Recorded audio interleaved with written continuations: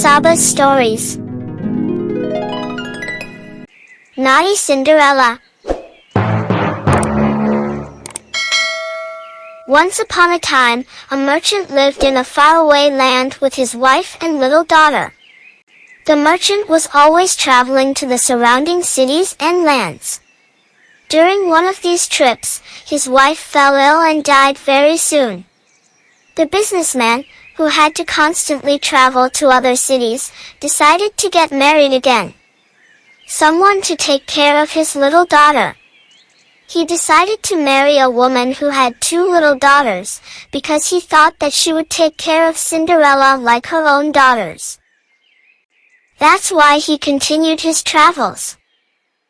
Cinderella was much more beautiful than her other 2 sisters, and she always boasted to them because of her beauty. Her stepmother, who was a very kind and understanding woman, always asked him to treat his sisters properly and not to hurt them. But unfortunately, Cinderella did not stop this behavior. Cinderella's stepmother had divided all the housework between her 2 daughters and Cinderella.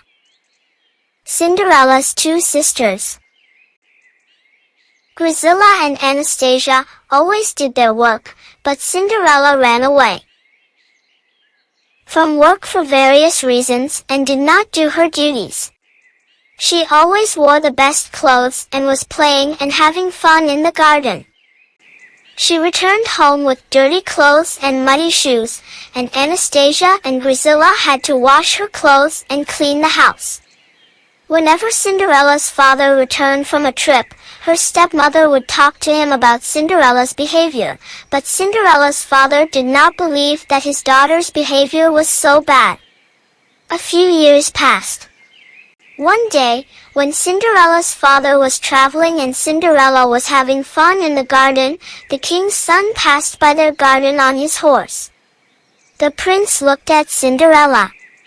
Cinderella's beauty had attracted him. That's why he came closer and said hello. But the proud Cinderella did not answer his greeting. The prince continued, "What a nice weather. What is your name?" Cinderella answered proudly, "I don't think knowing. My name will help you. It is better to go after your work. I don't feel like talking to anyone." The prince was surprised by this behavior of the girl. He continued on his way and moved away from there. The king had been asking the prince to look for a suitable girl for marriage for a long time, but the prince avoided doing this. The king had introduced many girls to the prince, but the prince had rejected all of them. The king decided to organize a big celebration and invite all the girls of the city to a party. He told the prince that he should choose one person as his wife in this party. The prince was tired of all the insistence of the king because no girl had been able to attract his attention and fall in his heart. The prince did not like to participate in that party, because he knew that if the party ended and he did not choose a girl, he would have to marry the girl that the king chooses for him. When he knocked on the door and entered the magician's house and told him the story. The prince asked the witch for a spell to get rid of the party that night. The magician gave him a spell that when the prince repeated it in the banquet hall, all the people present at the banquet would turn into statues and time would stop moving. The prince took the charm and waited for the night of celebration. Now let's hear about the proud and bad-mannered Cinderella and her stepmother. Cinderella's stepmother, who was tired of Cinderella's bad behavior, had an idea when she saw the announcement of the king's party. She decided to make a beautiful dress for Cinderella and take her to the prince's party. She hoped that the prince would like Cinderella and marry her, and Cinderella would stay in the palace and they would get rid of Cinderella's misbehavior. So she went to the fairy who lived in the forest and asked her to give him a magic that would make Cinderella so beautiful that the prince would fall in love with her. Cinderella's stepmother returned from the She had bought a very beautiful dress and a pair of crystal shoes from Fairy. Anyone who wore those clothes and shoes would find a place in the prince's heart, and the prince would fall in love with him. The night of celebration has arrived. Cinderella's stepmother gave Cinderella the clothes and shoes to wear. Cinderella looked really beautiful in those dresses. But Cinderella did not want to marry the prince. His behavior was such that he always hurt others and no one liked him. Cinderella, her stepmother, and her sisters prepared to go to the party and went to the king's palace. On the other hand, the prince was ready for all the guests to enter the hall, and he would repeat the spell until everyone falls asleep and time stops moving. Cinderella and her stepmother and sisters were the last people to enter the ballroom.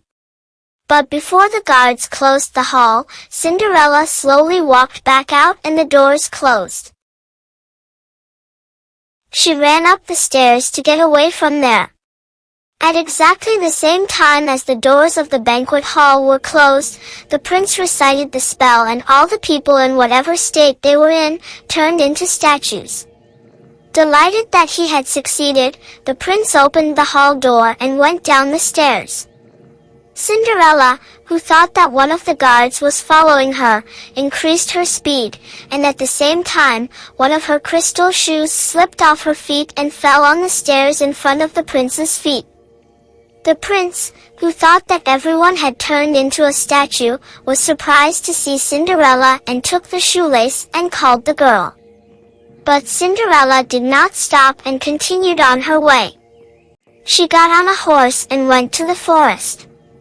The prince, who had the crystal shoelace in his hand and was surprised that the spell had no effect on that girl, heard the sound of several people coming towards the palace. He went behind one of the walls and hid. To his surprise, he saw that the same magician who had taken the spell from him was coming to the palace with several people. The wizard entered the palace and muttered a spell. All the people who were there suddenly returned to normal. The magician went to the king. The necklace that was on the magician's neck had cast a spell on all the people of that party. Everyone called the witch the queen, and the king also called her the queen. Yes, the magician had succeeded in deceiving the prince to take over the rulership of that land. And by that necklace that was hanging on his neck, he brought all the people and even the king under his control. The prince, who had just realized that he had been tricked by the witch and had caused this to happen, decided to run away slowly and go to the forest. A thought occupied the prince's mind, how the spell did not affect that girl and she was able to go to the forest among those people. Therefore, he decided to follow her and find her and discover this secret. He should have done something to save the king and the people of his land from that witch.